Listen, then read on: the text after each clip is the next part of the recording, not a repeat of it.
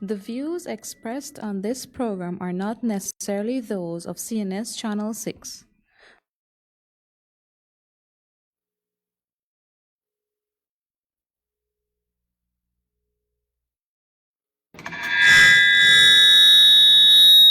Good afternoon, viewers, and welcome to Matters of Public Importance right here on Channel 6. I'm yours, Gail Teixeira, representing the People's Progressive Party Civic. This program on Matters of Public Importance brings you information and discussions on issues and matters that of concern to you, the Guyanese public, every Thursday between 12:30 and 1:30, right here on Channel 6. And as usual, before we get into the meat of the program, I remind you about the numbers you can use to call in on this program: 225-0010 and 225-0008, probably around 1:15. Let's see how it goes. Well, today signals 47 days to go for the March 2nd elections. That's inclusive of March 2nd.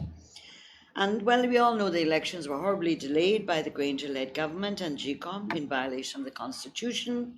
But nevertheless, we are finally reaching the elections. It's just around the corner, 47 days away. And so we're on the last lap towards the elections, last lap. We're ready in the People's Progressive Party. We have our candidates. We have our presidential candidate. We have our prime ministerial candidate. We're ready to win these elections and take the reins of government. You saw the thousands of people who came out to support the PPPC at the launching of our campaign on January the 5th at Kitty Market Square. And having launched our campaign on January the 5th with our presidential candidate, Dr. Irfan Ali, our prime ministerial candidate, retired brigadier and former chief of staff, Mark Phillips, the PPPC has demonstrated once again that it's a truly national party with competent candidates drawn from across Guyana who reflect our country's unique diversity. This diversity illustrates that the PPC, in this its 70th anniversary, remains relevant and rooted among the Guyanese people and nation. It has fielded lists of competent candidates to carry out elected positions in the 10 administrative regions and in the legislature. These bring youth, energy, experience, technical and professional competence, and a wealth of knowledge from all walks of life. These candidates and thousands of others across Guyana have all committed to deliver the party's vision and plans for the development of our nation and for all of our people. Many of the candidates are new and many are young. Many have decided it was time, after nearly 5 years of the APNU-AFC coalition government, that they could not sit on the fence anymore, and decided to take that brave step forward to join the People's Progressive Party Civic as the only party with the policies and programs that could restore Guyana to a development path for the benefit of all. Many candidates have already proven their capabilities in their own professions, whilst others have demonstrated unquestionable proficiency during the party's tenure in government, a period when this country experienced years of sustained economic growth and unprecedented physical and social infrastructural development. During that period, the lives of Guyanese people were positively transformed.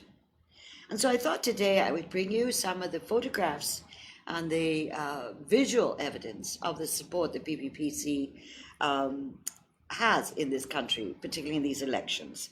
And so I'll start with, and I'll ask the technician to start rolling some of the photographs for you to get a visual of the level of support the People's Progressive Party has. This is nomination day, January the 10th. Going down, I believe this is Camp Street, and some of our many supporters. Some of these are long-standing members of the People's Progressive Party. Again, the size of the crowd, you can see that. The Camp Street was a wash of black, red, and gold, as you could see. Again, different parts of the nomination parade for the People's Progressive Party Civic. The photographs don't capture the level of energy that was felt on that day, but certainly it reflects the level of support we have and the confidence that these thousands have. This is now the photographs of Albion. So they may not be exactly in the order that of events. This is Albion on January the 12th. So you're seeing Albion Estate there, and the crowds are along the bridges, the canals, and so forth. Quite an enormous crowd. In fact, as far as our comrades say in the regions, this is the largest we've ever seen.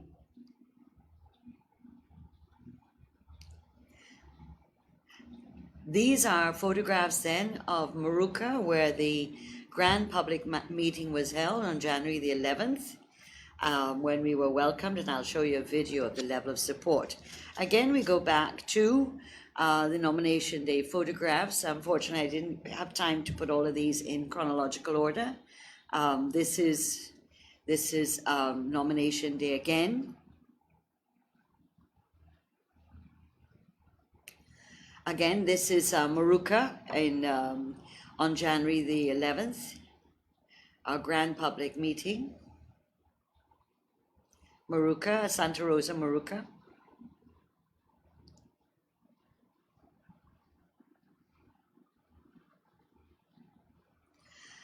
You see yours truly up there. That's in Santa Rosa, Maruka, with Mr. Jagdeo and Colin Crowell and Sarah Brown. These are the young members. Well, unfortunately, some of these photographs of me got caught up in the attempt to withdraw some of these things. Yeah, this is in Kitty at the Kitty Market Square at the launching with Mr. Jagdeo and Irfan Ali standing together. These are shots of Kitty, the Kitty launching on January the 5th. Again, Kitty.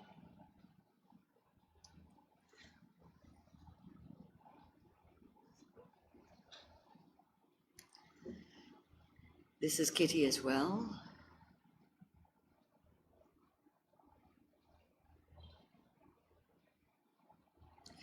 This is at leaving the airstrip at Bemidji, which is Maruka. And this is the crowd that welcomed Mr. Jagdeo, Mr. Irfan Ali, and Mr. Mark Phillips and our delegation from Georgetown for the grand public meeting in Maruka. This was quite awesome. That this was this crowd waiting for us as the aircraft landed at Bemidji airstrip, and then people walked the whole way, which was probably maybe about a 2 to 3 mile walk. I'm not exactly sure, but it was quite a distance. And of course, this area is a little bit hilly, and of course the road is not done. So, but it was quite awesome. The length of the delegation that came out to meet us from the sub-region of Maruka.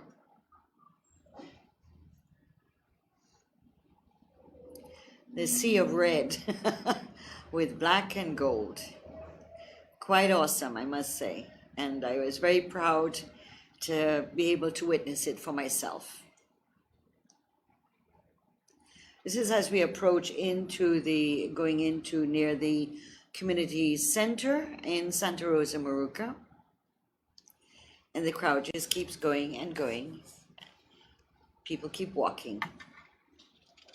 And I must say it was a hot morning.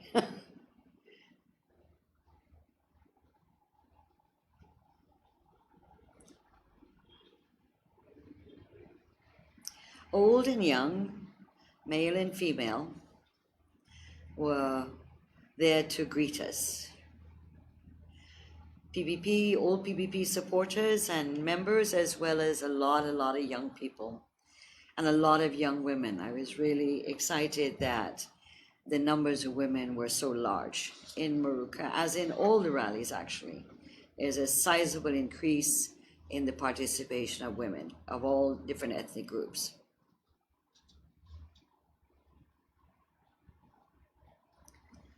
So these photographs, some of you may be familiar with because these are on the Facebook, the PPP Civic Facebook website, but Facebook site, but that some of you may not have access to that, and therefore you have not seen some of these photographs.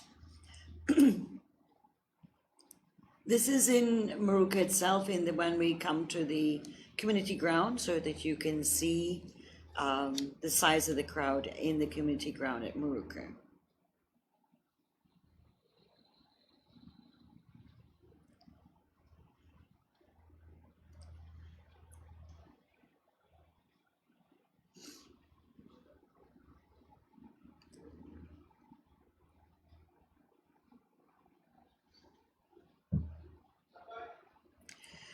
Thank you very much, technician. Thanks, that's great. Okay, I hope you got a little mouthful, a little recognizing the kind of spread we've had. As I said, we've had our launching on January 5th. We had nomination day where our delegation was huge. And then we had also our grand public meeting the day after in Santa Rosa, Moorooka. And of course, Albion was last Saturday on the, so that this weekend we will be having rallies at Anna Regina on Saturday, January the 18th at 3 o'clock, and Linden on January the 19th at 3 o'clock. So on this weekend, we have two rallies, one in Anna Regina Saturday and one in Linden on Sunday. Both start at 3 o'clock, and one is Leaping, I never quite say this correctly, Leaping Square, and the other one, of course, is the Anna Regina Market Square area. So that you're welcome to join us. If you're nearby or you want to travel up, you're most welcome. The next weekend we'll have Bartica on January the 25th and Lethem on January 26th. So every weekend there are two rallies or grand meetings. And of course, in between there are community public meetings across the country, which people are attending. I've called this last lap, Operation Rescue Guyana, to rescue our nation from the incompetent, corrupt, Granger-led PNC APNU AFC coalition, rescue our nation from the downward path that they put our nation on, and put Guyana back on the path to prosperity. We believe that we are stronger together as a people for a better Guyana. Of course, you saw the behavior probably in the media, as different media houses carried it, with regards to the APNU AFC supporters when we were marching towards Umanayana on nomination day, January 10th. Well, there were no surprises there. We are not surprised by this behavior by the supporters of the PNC APNU AFC. You know also that from the press reports that the APNU AFC supporters blocked our vehicles that were announcing our rally in Lang Avenue and Sophia. And they've also been busy pulling down our flags and posters across the country, and in some cases putting their flags on top of ours so you can't see our flags. But most of the time they're pulling them down and destroying them. And I wonder what the Ethnic Relations Commission will do about these instances and many other instances. We have recordings of what their top leaders are saying at public meetings that are ominous, many cases racist and threatening. The ERC said they will put out a code of conduct for the contesting political parties to sign. We in the People's Progressive Party submitted our proposals for inclusion on the draft code of conduct. To date, there is no code of conduct. The political parties have not been invited to sign one. The ERC cannot just go about exhorting people to behave like a school teacher in a classroom. It cannot be wagging its finger at people, knowing fully well the cases that are before them are glaring. There's videography, there's videographic evidence, there are audio recordings that show what is going on. It cannot be aloof from what is going on and pretending, that all it has to do is tell people to behave themselves. This is a constitutional body with constitutional powers. And it is it's said it is monitoring the activities of the campaigns of the various contesting political parties. There is nothing to stop ERC from being proactive and to call a spade a spade. So when our Prime Minister candidate is called a token, when the ERC puts out a statement, it makes a reference that words such as tokenism shouldn't be used. But call a spade a spade. Who called who a token? So far, the ERC has not come up to scratch yet. It is still there wagging its tail, wagging its finger like a teacher in the classroom, calling on the little children to behave themselves. Well, political parties are not little children, and their leaders are not little children. and therefore they have to be required to uphold the Constitution and the electoral laws of our country and the Racial Hostility Act of our country. APNU AFC has huge banners with Granger, in some cases Granger face, on them saying honesty and decency, and then there are other banners that just have the words honesty and decency. What is decent about this gentleman or the party he led, who defied the Constitution and the Caribbean Court of Justice rulings and orders? What is honest about the slew of corruption cases that are continuing even as we speak, and the same culprits are put back on their candidate list for APNU AFC? Our people have witnessed the incompetence and corruption of the APNU AFC government. Guyanese are suffering from the wreckage caused by the Granger-led government's lack of vision, poor leadership, bad and anti-people policies, inept management, and most serious of all, the coalition's stealthy undermining of constitutional rule and democracy. The coalition has been a failure. It failed the nation, and it failed the people of this nation. We in the PPPC don't offer concerts and sideshows. We in the PPPC offer an opportunity to the people to see and hear our speakers and to judge for themselves on what we are saying and our program for prosperity. We believe and have faith in the electorate to judge our programs and to see if what we are proposing resonates with their interests and needs to survive, to thrive, and advance as individuals, families, communities, and a nation. The People's Progressive Party's Civic Plan for Prosperity 2020 to 2025 offers hope and real tangible benefits for every sector of Guyana, every region of Guyana, every man, woman, and child of Guyana. Our plan for prosperity is comprehensive, with measures of how it will, 1, remove the 200 draconian taxes. This is the VAT and all the other fees and licenses that were brought in. Create 50,000 new jobs, thereby enhancing the will of all Guyanese. I see that the PNC is now talking about providing thousands of jobs in the construction sector. Create new measures that will stimulate the economy, encourage new investments and diversification of the economy, with special attention to rescuing the productive and mining sectors, including the agricultural sector. Secure the benefits in oil and gas for all Guyanese. Develop new transformative projects that will lay the basis for the future. Provide cheaper and more reliable electricity, a necessity for economic growth and improved quality of life for all Guyanese. And within this one is, of course, that we bring the Amila Falls project back into operation. Connect every Guyanese to the future through access to cheaper data and bandwidth, thus enabling new job creation. Provide better quality of life with enhanced health services and quality education for all, affordable housing and access to an enhanced quality of water. New measures to reduce crime and create safer communities. Empower women and take care of children and vulnerable groups. Mainstream youth in national life. Safeguard the rights of Amerindians and their access to opportunities, and restore the Amerindian land titling program. Reestablish the Ministry of Labor and protect workers' welfare. Broaden the low carbon development strategy to include wider environmental services, integrated water resources management, and climate resilience, including the issue of better land management and access to land.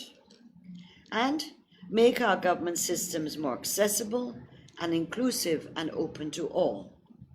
Introduce measures to enhance transparency and strengthen accountability. Commence countrywide dialogue on constitutional reform. Enhance participation and partnerships with civil society, non-governmental and faith-based organizations, including the Guyanese diaspora. Secure our sovereignty and strengthen our international relations. Each one of these in our excerpts of manifestos that we launched at the end of November 2019 has specific measures of how we'll do that. So each one of these is broken down into specific action that will be taken to fulfill these measures. And you can have access and read those on the PPPC website.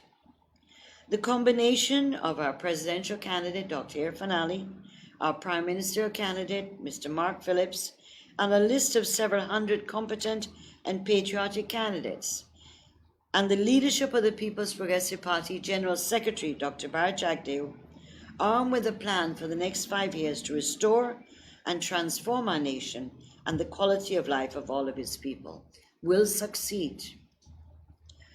As a party, we have a proven track record. The PPC built a strong and stable economy without the benefit of oil and gas. We're a party of transformative policies and plans, and we keep our promises. These elections offer each of us a chance to choose the kind of life we and our children will have, and the kind of country in which we want to live in and which we will live in. The choice is clear. Only the People's Progressive Party Civic can rescue and transform Guyana.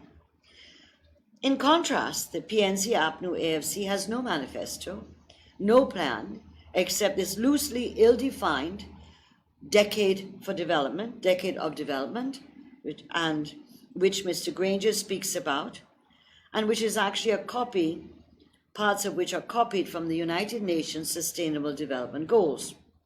But this demand or call for a decade for development is without measures of how these will be put in place, how they will be implemented, and how they will be brought to success, how they will reach fruition. It is just a general call for a decade of development. He continually regurgitates the decade of development as a mantra. This is a mere act of subterfuge and deception. As I said, it is a mere cut and paste of the UN's Sustainable Development Goals. He forgets that the youth of Guyana were betrayed by the 2015 promises, and in this modern age of the internet, will not fall for another of his political illusions.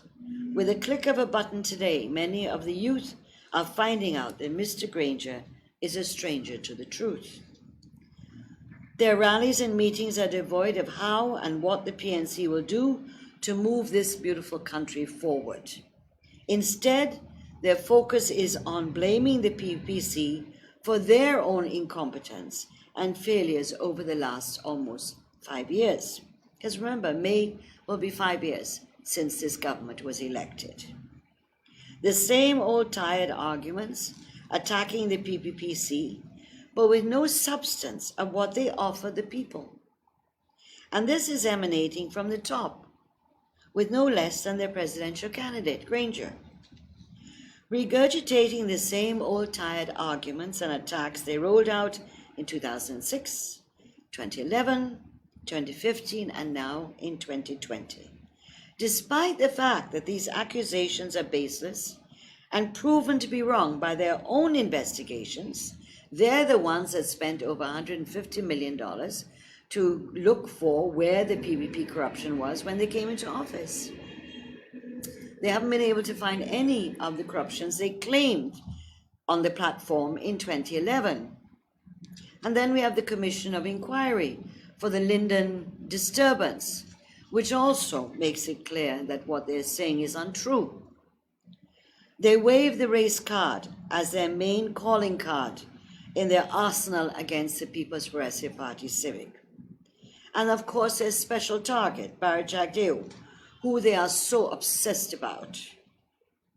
As Mr. Granger talked in one of his speeches on Amerindian Heritage Day, that when he eats foreign plantain chips, it sticks like a claw in his throat. I believe that his obsession with Mr. Jagdeo sticks like a claw in his throat.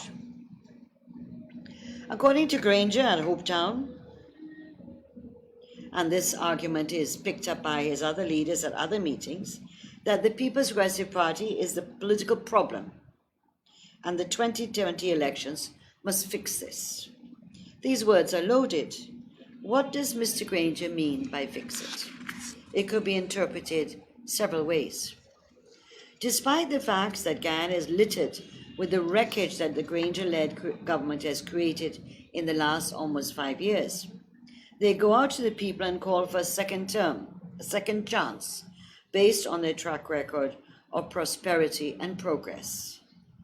The good life they say, they speak of course, is an illusion, a deception, a farce. How can it be anything but a farce when 30,000 people lost their jobs in less than 5 years, including 7,000 sugar workers? They have raided the Lotto Fund and emptied it to cover their extravagance and squandermania.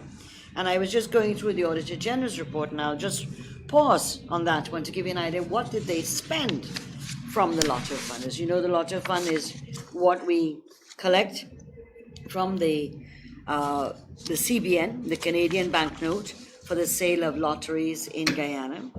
And so then the government is supposed to use it in a particular way, of course, judiciously and carefully, right? But they have raided the Lotto Fund in the last few years. According to the Auditor General, whilst the government transferred $1 billion of that money to the Consolidated Fund in 2015, it held on to just over $500 million to remain under the control of the Ministry of the Presidency, and it spent $305 million on various activities. Included in these were the rehabilitation of the controversial Durban Park, $36.5 million, $63.7 million towards Mashramani celebrations, while another $51 million was utilized for something called music. Now remember, the Ministry of Culture, Youth and Sport and Social Cohesion has a budget in which Mashramani was already budgeted for, and yet they had to take additional money out. I wonder why. In addition to that,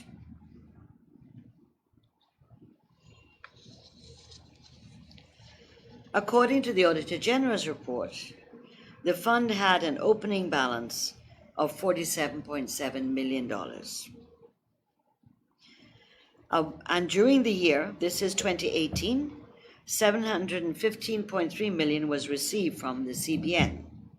On this amount, $326 million was transferred to the Consolidated Fund, while $355.8 million was spent on activities approved directly by the Cabinet.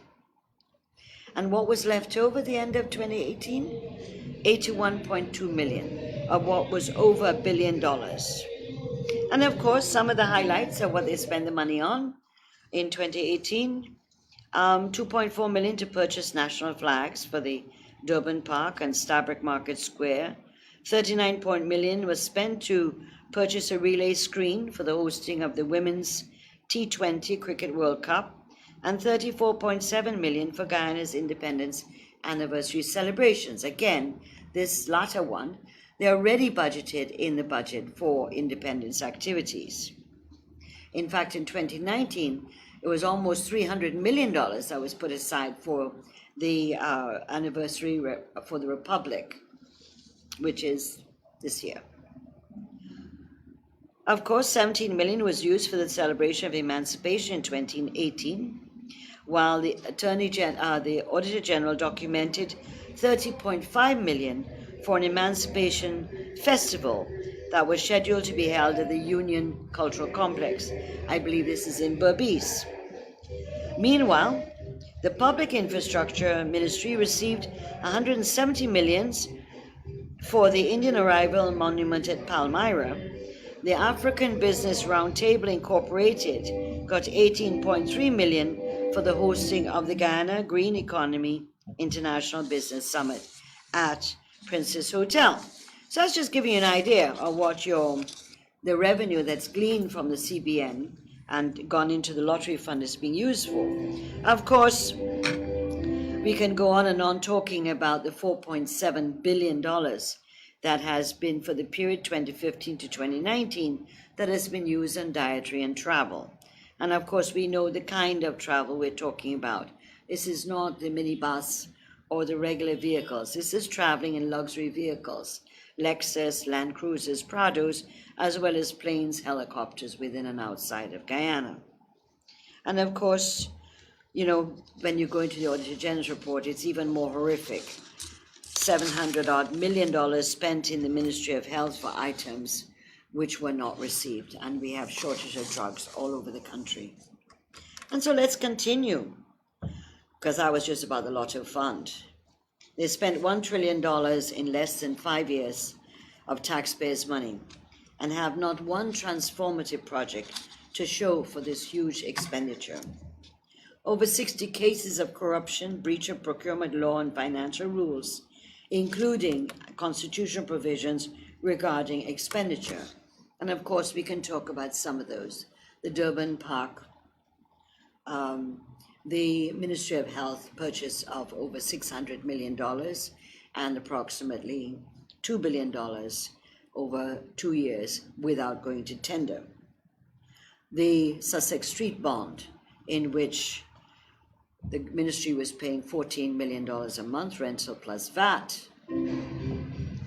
for the use of a building, a house, in which all they stored was condoms and old equipment.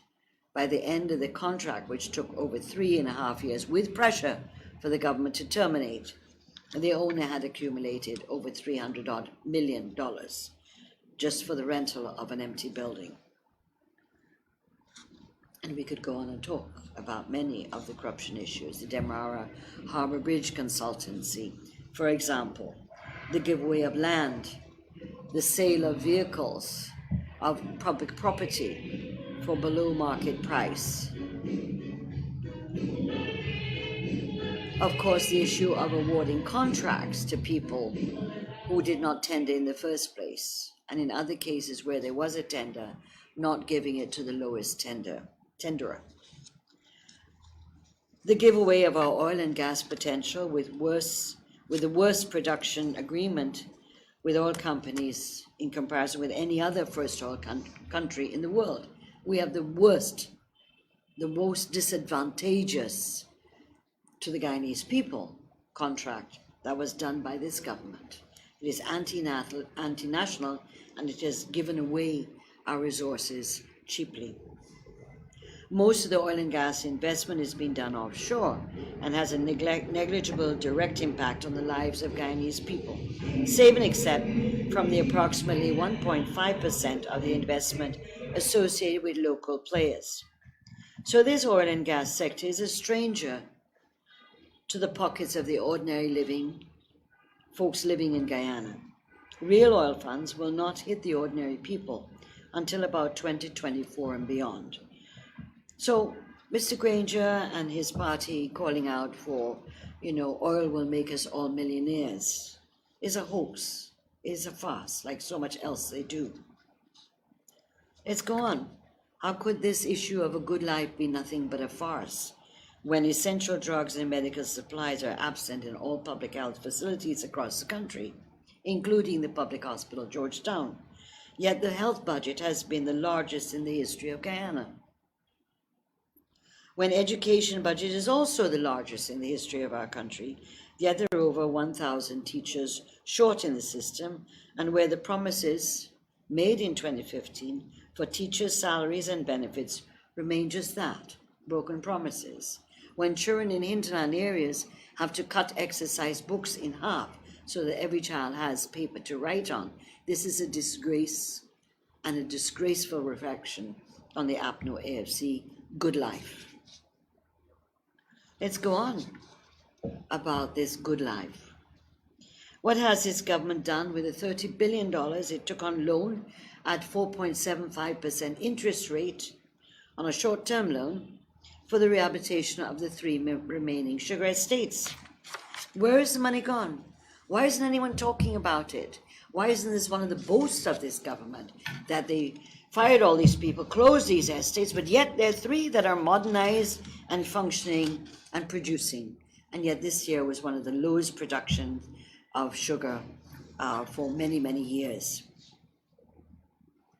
Clearly,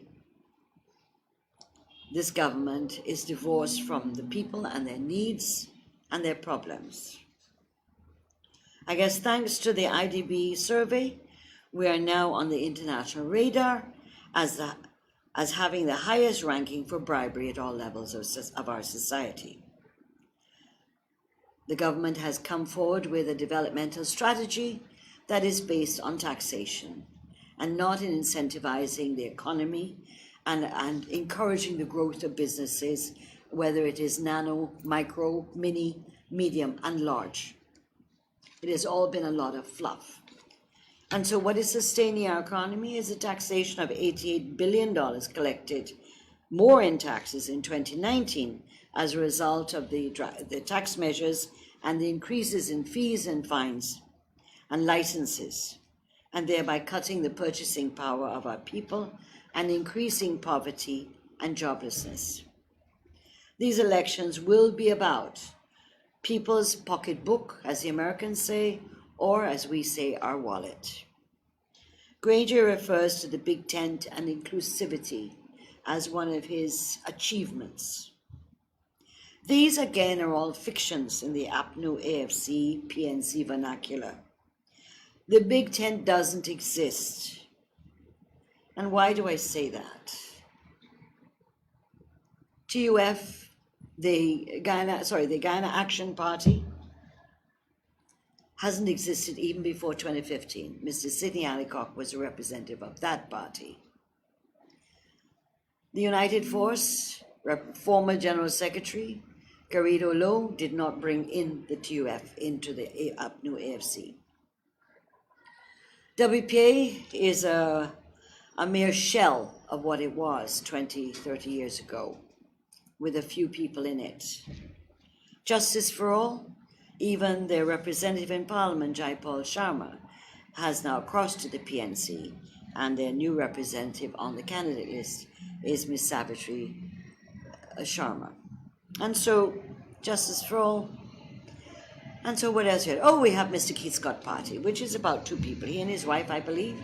And so that party hasn't been able to win a couple hundred votes in the last 20 years. Yet it is this fictional creation in Mr. Granger and the PNC mind that this is the Big Tent. The Youth for Transformation was led by Annette Ferguson and others, Jermaine Ferreira and others, who are all PNC leaders. And so there's no Big Tent. The Big Tent is a fiction, and a fiction, a construct, only in Mr. Granger and the PNC mind. They talk about inclusivity. Inclusivity, I believe, we all know, is not the legacy of the People's National Congress in the past or the present. I believe strongly that inclusivity, the word inclusivity, is being used as coded language to mean only APNU, AFC elite, and their cronies.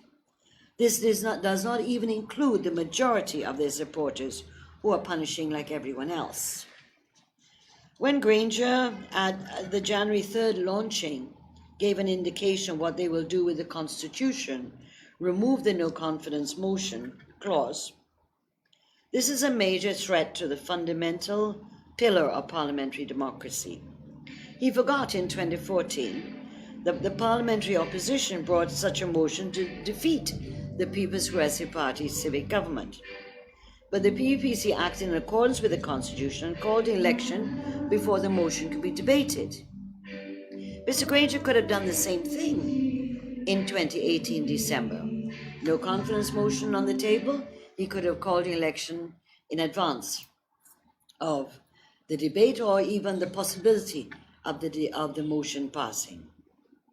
But now he comes in 2020 on the cusp of the elections and tells the people of this country that he wants to remove the article in the Constitution that caters for a no confidence motion. He wants to appoint persons for GCOM chair, the Chancellor, the Chief Justice, in his own deliberate judgment. What he wants is a constitution that will lay the basis for a legal dictatorship and undo all the progressive reforms of the 1999-2001 constitutional reform process, which all the political parties took part in and put their best foot forward in to bring forward a progressive democratic constitution, amendments to the Constitution. These were all the political parties involved, including those that are now part of the APNU. Granger wants to ensure that the Guyanese people cannot recall their government.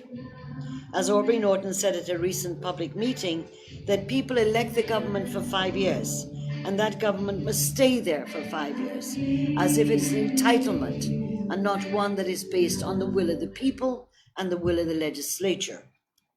Again, Mr. Norton forgot that they brought in a no confidence motion against the People's Progressive Party Civic in 2014, and by holding election in 2015, it had successfully shortened the life of the PPP government, the 5 years that the PPP won, which would have been from 2012 to 2017, that this was shortened to 2015. The same PNC shortened the life of the PPP government when it won the 1997 elections, and after all the violence of 2 years and the Herds-Marston Accord and the St. Lucia Accord, the PPP terms of office was reduced from 5 years to 2.5 years, from 1997 December to 2001.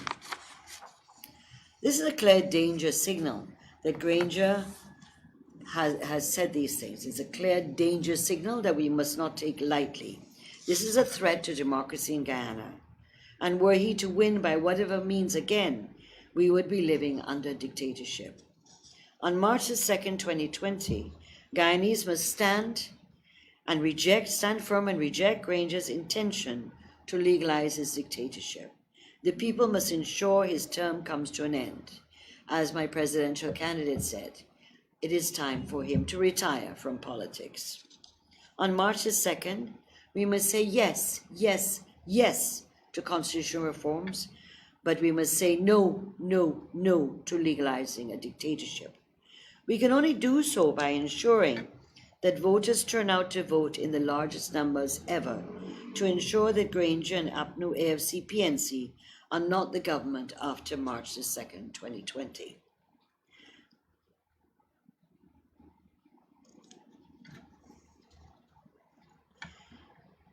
What we need to also look at is what is going on in GCOM.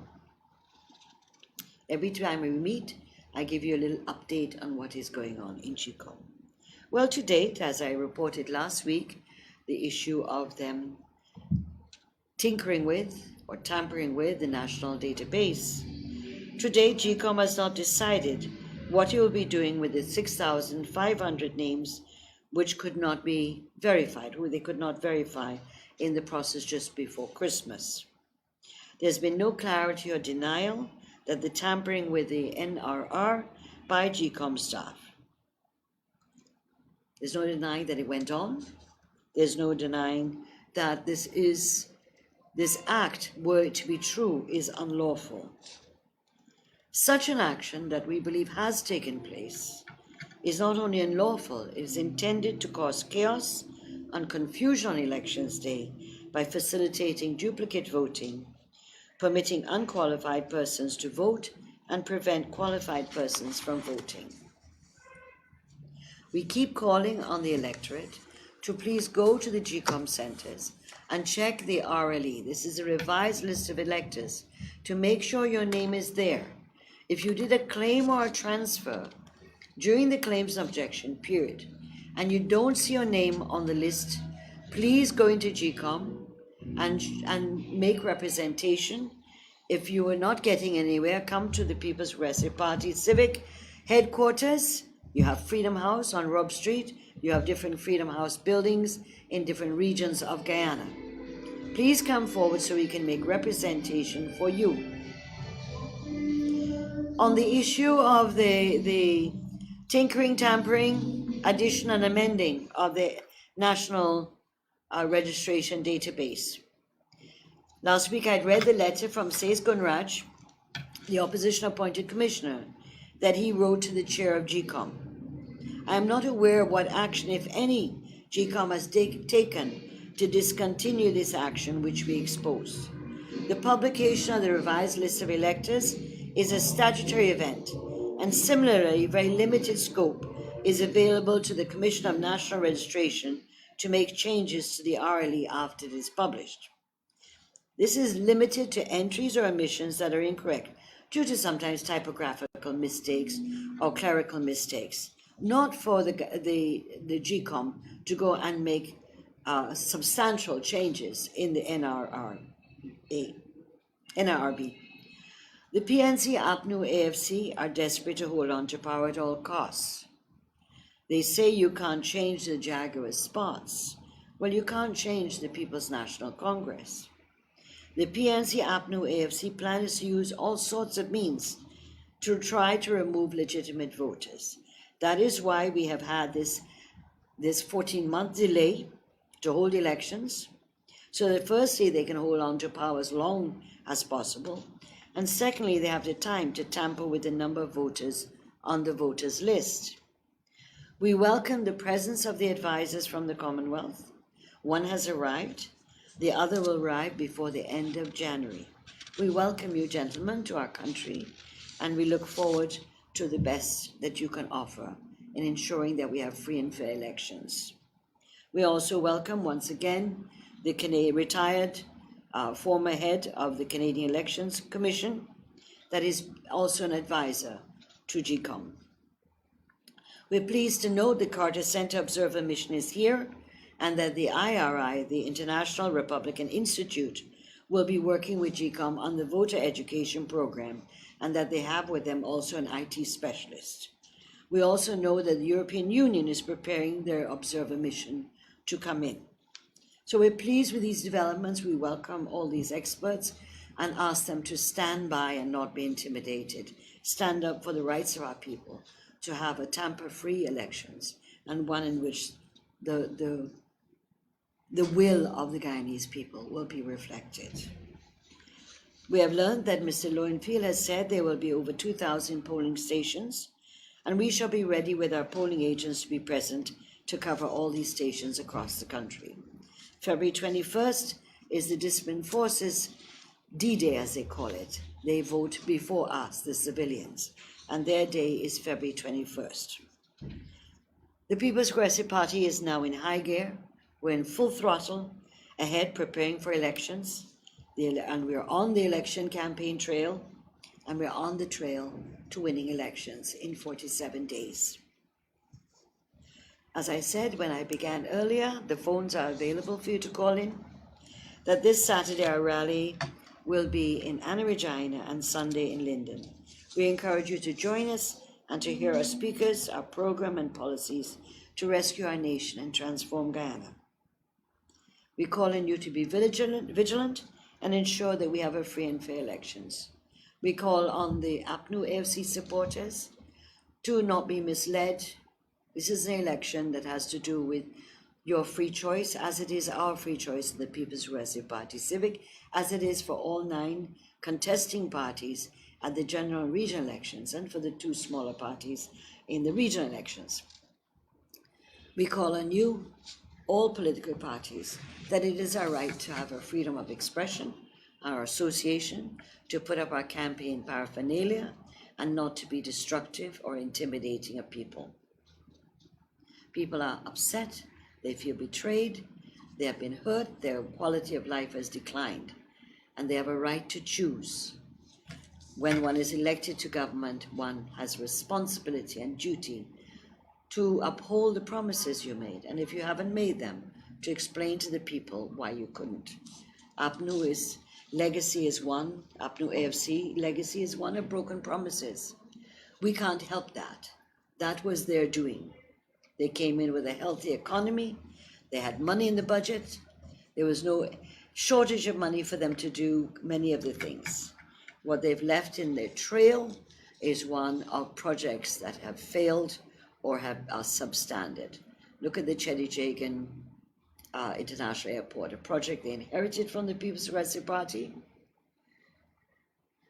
It is a disgrace. Poor quality work, more money spent than what was originally planned for less work that was done. You have the Sheriff Street Road, which they delayed and retendered for several times. It is still not complete, and they started it only about a year ago. And so they leave a trail of projects they inherited from us. What was the project that they created of their own making? Arches, Independence Arches, monuments, Durban Park. This is the legacy of the APNO AFC government. All the projects that they have implemented poorly, badly, unfortunately were inherited from the People's Progressive Party Civic. And even those that were designed with money available already have not been able to be implemented in the proper time as designed, and in no way living up to the quality that those costs entail. So that we have a lot of work to do after March the 2nd to reconstruct our nation, to rescue our nation, as we did in 92. 1992, the People's Progressive Party rescued Guyana. And so, whether people like us or don't like us as a party, we have a right to be here. And so, there must be monitoring of the political parties to make sure that we don't have what occurred in 2015 in the elections. There was violence, people were injured, property was damaged, and yet, for some strange reason, one or two of the election observer reports do not reflect these, although there's videographic evidence, police reports, insurance reports. None of this is reflected. So we hope this time too, as we have our observer missions here, that they will not be misdirected of where they should be going, as it was in 2015. We need the observers to be all over Guyana, but we need them to be in the places where historically have been the flashpoints for problems. And so we're on the last 47 days. We're working hard to make sure that our people are ready and prepared. Your duty is to be able to check the list. You can go on the GCOM website and go into the revised list of electors. It's one where you put in your name, your proper name that you registered with, and that you will see your name come up, or it should come up. It will give you the division where you are registered. Make a note of that so that you will, when the list of polling stations come out, you'll be able to search for your division and you'll see which station you have to go to. This is an important task you and only you can do. And it's important as our civic duty and in part of our responsibility as citizens that we take this responsibility seriously. And to try to reduce the level of confusion on election day as to which station people go to which area they're going to vote. It is important that people do this, and if you need any help and you're unsure what to do, please contact Freedom House or any of the Freedom House offices across the country, and or even the Freedom PPP supporters and organizers in your region or in your community who in many cases have access to the GCOM RLE on their computers. And so please take this seriously. We don't want confusion on election day. We don't want people being disenfranchised, and we want people to go in safely, go and vote, and preferably in the morning early, and to go home and stay in your houses and be safe. It has been, we have the next few weeks ahead of us, and it will be a lot of work, but we must be vigilant as all citizens of Guyana. We want to have our country go forward. We want to be able to have a better quality for our life for people. What I've seen in various parts of Guyana, the increase in poverty, the increase in children not going to school, the increase of children not being vaccinated as required. These are basic things that any government must do and must respond to. Everywhere I go in the country, particularly in the interior, government ministers, president have not visited in 5 years. In some cases, in some select villages, ministers land down in private aircraft, cut a ribbon, say a few words and disappear. The people have not been able to engage them in discussions. And so now that the no confidence motion, since the no confidence motion was passed, Ministers are running all over the place. And as we come to elections, if we're going into a community in the interior, you can be sure they're flying in after us or they're running in after us. And of course, all that money is coming out of the taxpayers' money. So in May 2019, the government went for $300 million more in the budget for what is called cabinet outreaches. Money has been used from the taxpayers for a lot of the paraphernalia you see being put out for the ruling party. But you know what? The time is short. We will deal with all these after March the 2nd and when the results come out. And when our president is sworn in and our prime minister, we will get down to the duty and responsibility of governing our country. And we will have to start all over again as we did in 1992 to reconstruct, to put this economy back on a firm and stable footing and restore the programs which help the poor and vulnerable and those at risk, and restore the independence of the judiciary and legislature from executive interference, to protect the rule of law and democracy in our blessed and beautiful nation. So I hope that we will meet again next Thursday. As you know, we always ask you, please don't drink and drive. There are such terrible accidents and fatalities that we see, and people injured for the rest of their life. They're maimed as a result of these accidents. Please, if we can slow down, not speed so much, if we can not drink and drive, don't drink and drive. If you can afford it, take a taxi home. If you can't, maybe just stay in your bottom house in your veranda and have a drink and invite some friends over. If you must go out and you must have drinks, we're not saying that you shouldn't have a drink. See if you can get someone who is a non-drinker or a person who will let you drink while they stay sober so they can drive you home. And of course, so we want to make sure everyone is safe, that these tragic road accidents are really, we are losing so many people, especially young people, children. And so these are terrible things that happen, and we could avoid a lot of them. We can't avoid all, but we can avoid a lot of these accidents by reduce the speed we're going at, drive carefully and courteously, and also don't drink and drive. So I hope you have a blessed weekend.